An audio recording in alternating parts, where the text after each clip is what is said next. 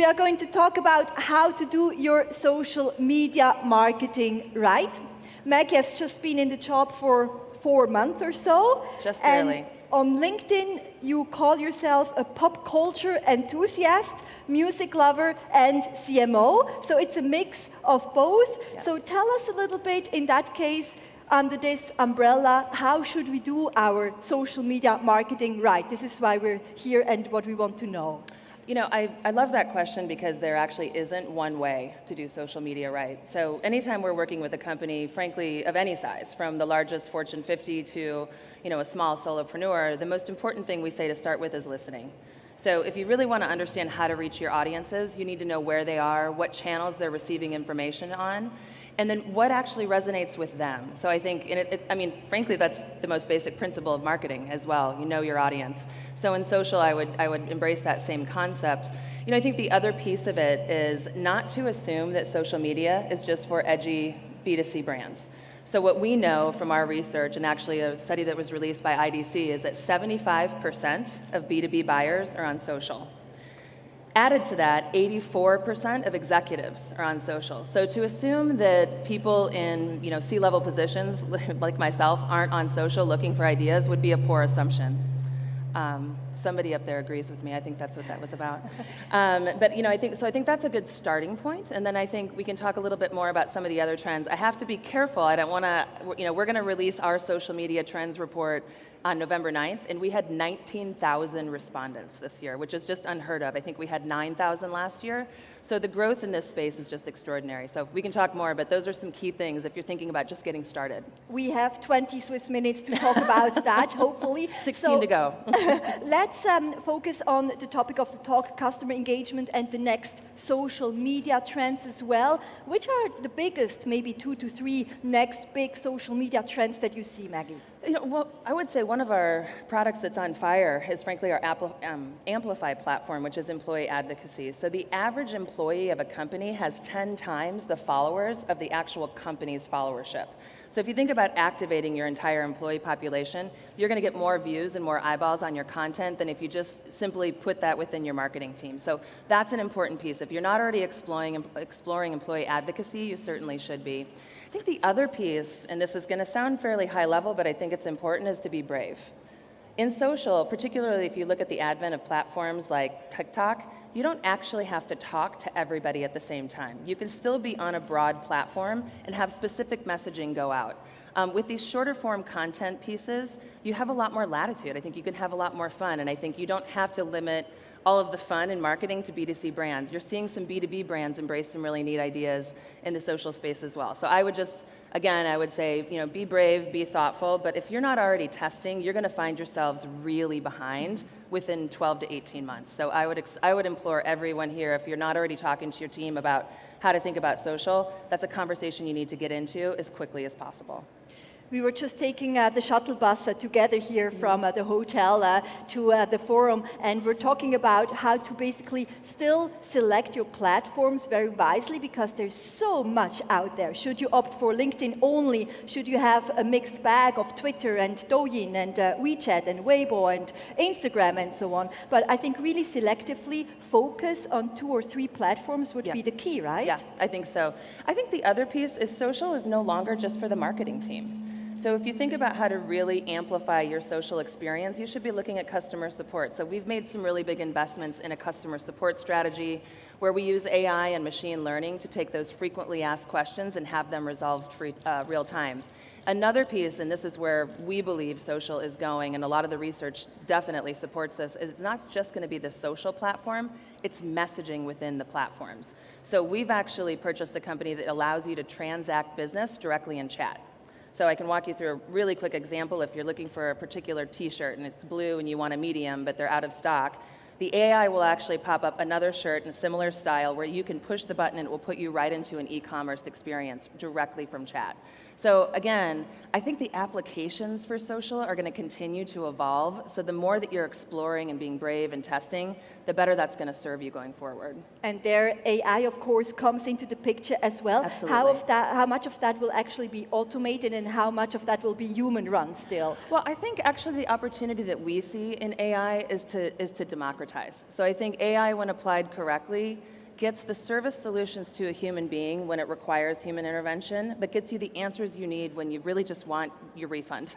Because basically, that's I think the use case determines the customer service experience. So I wouldn't shy away from using AI to solve common questions, but I think part of what's really powerful in that AI and machine learning experience is they then learn when they get you directly to a human being so that your experience doesn't escalate and become a poor experience, which then ends up on social. So it's a virtuous circle.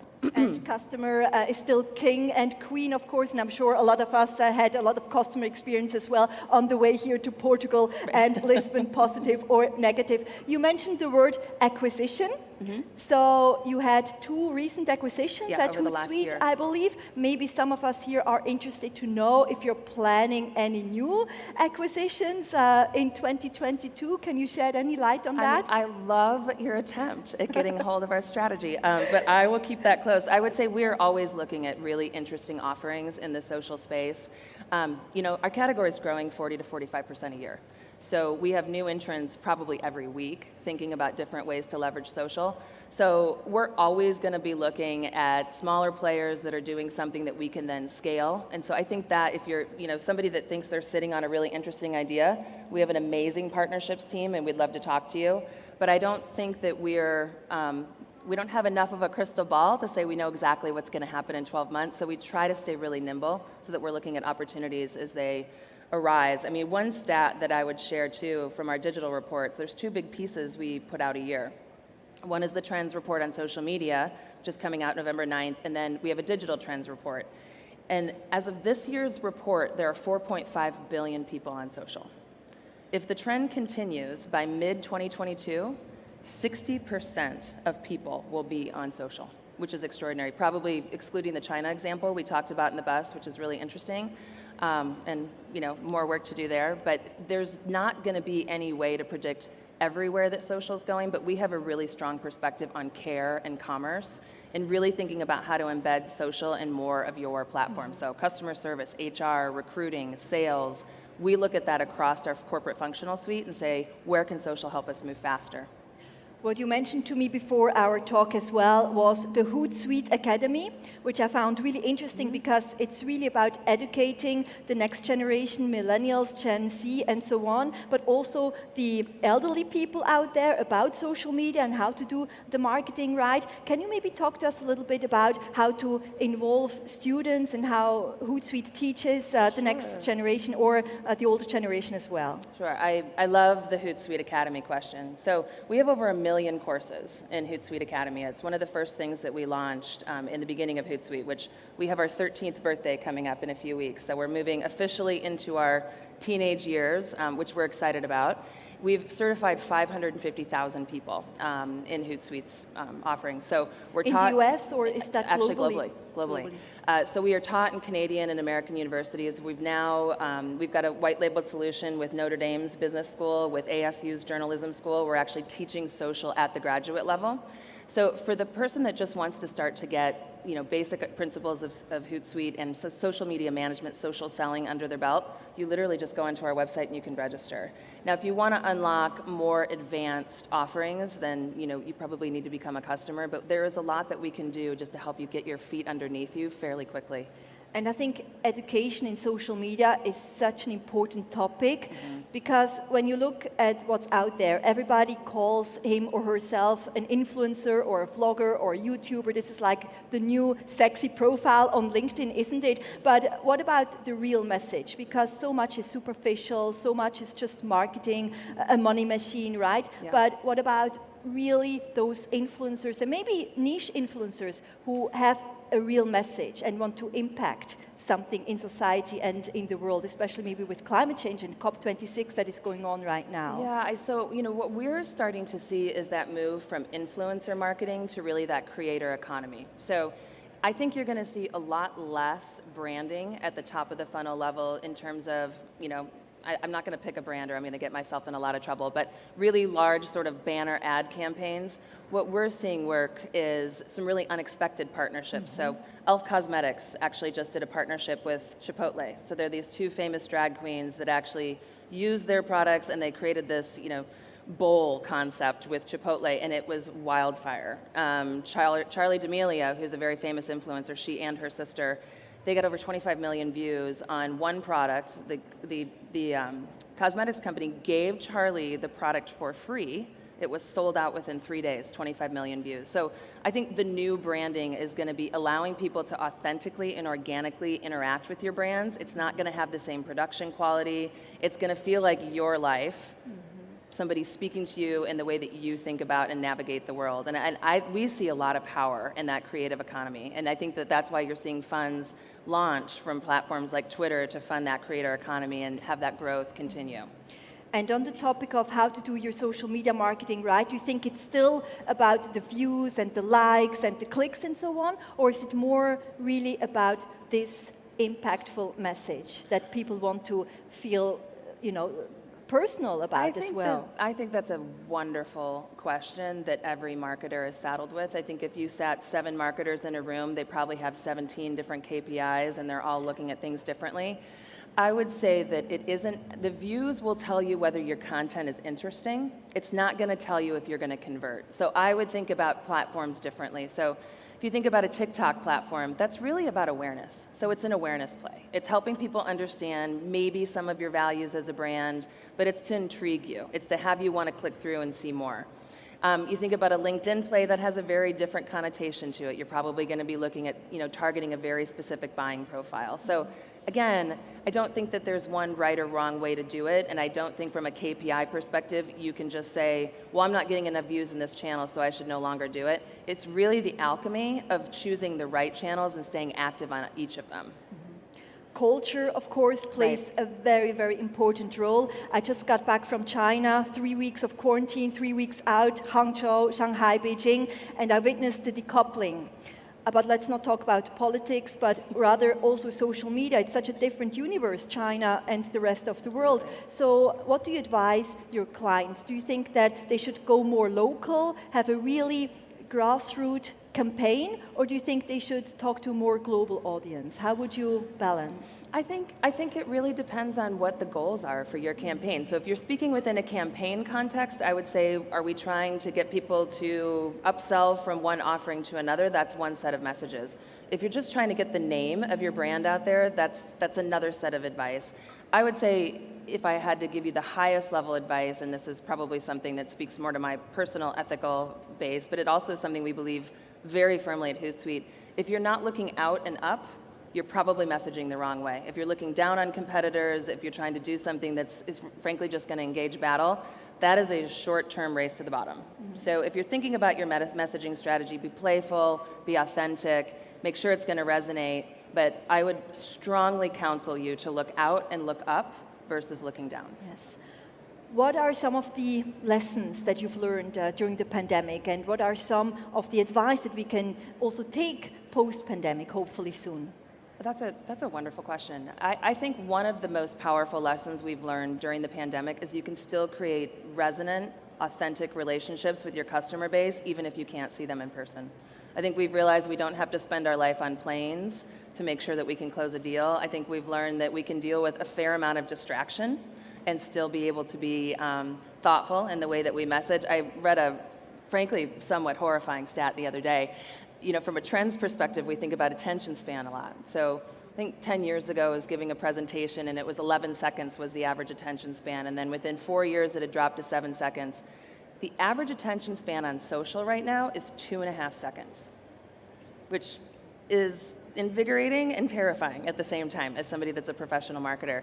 And so I think it's that if you're not authentic and you're not resonant, people are going to move on at such a rapid pace that you're not going to have a chance to be in the conversation. And what I've learned from this is that 2.5 seconds is enough. So I think that's something that's really important to think through. How do you get somebody's attention in a thoughtful way in that 2.5 seconds? And still listen, right? We talked about this during our ride to the forum also this morning. And open your mind, like don't think in your box only, break down those silos because there are so many opinions, so many different cultures out there. And also travel again, hopefully soon, to explore the world and gain different insights, different ideas. This is so important. We were talking about how especially the young people now are so closing themselves, shutting themselves off from the outside world in the digital devices and not really traveling anymore and gain inspiration from other places. How will this impact the industry, do you think? Will it all be digital? Will we not be able to gain those experiences and be able to implement them in our social media marketing strategy anymore? I don't think so. I mean, I would like to think not. Maybe that's my Gen X coming out, so maybe I should manage that a little bit and tuck it away. But I really think that it's going to be about making sure that if somebody's going to leave their home, if somebody's going to have an experience that might, we're in a pandemic, I'm looking out at a sea of masked faces, I want to know how safe it is. I want to know that I'm going to be well cared for. I want to know that I'm going to get to have experiences I can't have with my VR goggles on. So I think what's important is to make sure that you've done that research and that whoever and however you're going to go out and interact with the world, that's something that makes you feel safe, that makes you feel like you're exploring, because you got to do a lot now to get somebody to leave the comfort of their home. There's a lot that people think they can experience from the chair. So I don't think it's going to go away. I just think that those experiences are going to have to become really powerful and interesting. And as a global community, we've got to do a lot of work to make each other feel safe so that we can be back into the human interaction side of life again. I know I miss it. You just dropped a key word, which is privacy, of course. How do you deal with that? I know from our conversation before that you're obviously on LinkedIn. You like to use that platform, not so much Twitter or Facebook personally as well. How do you strike a healthy balance for yourself? So I don't think that you should be on any platform that you don't feel like makes sense for your life. So for my life, LinkedIn makes sense. I spend a lot of time on the road. I spend a lot of time out in the world, and LinkedIn is an area where I can kind of bring my personal and my professional spheres together in a really efficient way. There are, moderately in Twitter. But I think that in terms of how you want to be on social, be on social in a way that makes you feel comfortable. There's no right or wrong way to choose your social presence. I think any responsible social media company will have that conversation with you. I don't think anybody should be telling you be on every platform. Be on the platform where your listeners are. Be on the platform where you want to explore a market. But don't be on every platform just to be there, because you'll get called out. And I think cancel culture is something that we all have to navigate. So be where you think that your brand and your persona can actually thrive. We've had the Facebook whistleblower here in Lisbon last night during the opening ceremony as well. Are you also concerned on the similar topics that she's raised or more on the data privacy front? I don't know that I would say concerned. We invest heavily in privacy. Actually, our team if you know any amazing global privacy professionals, we are currently hiring.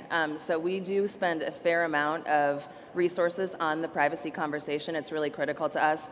We are not a company that's going to shy away from where the market is going. I think we're going to be in a different regulatory environment over the next 3 to 5 years. I do think some of that privacy conversation has to start with the native platforms, and then Hootsuite will be able to be agile to be able to accommodate those needs. So you think about everything that's happening globally in the US, we're going to see more and more privacy and confidentiality take hold. We will be ready for that when it comes. My Swiss watch is ticking. I know, so the last question for you, Maggie, tell us about Hootsuite's expansion plans in 2022. Yeah, so I think the most important thing to know about Hootsuite, we're actually in 14 countries. So that's why a conference like this makes sense. We have a huge presence in Europe, London, Spain, several countries here, Germany. For us, I think really thinking about our APAC expansion is going to be important over the next 18 months, very thoughtfully, as we've discussed. But we're growing quickly, and we're excited about the opportunities in social, and there are a lot of markets that we are going to scale and explore. So more to come, but I would say more investment in EMEA, and we're going to start exploring our APAC strategy.